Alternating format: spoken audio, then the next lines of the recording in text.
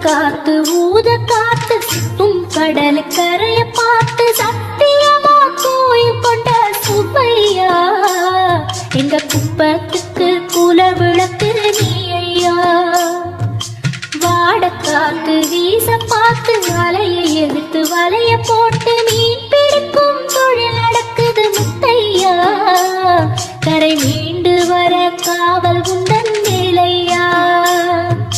திருச்செந்தூர் ஆண்டவனே வேல் முருகா தினம் உனக்கு நன்றி சொல்வோம் ஆழ்மருகா.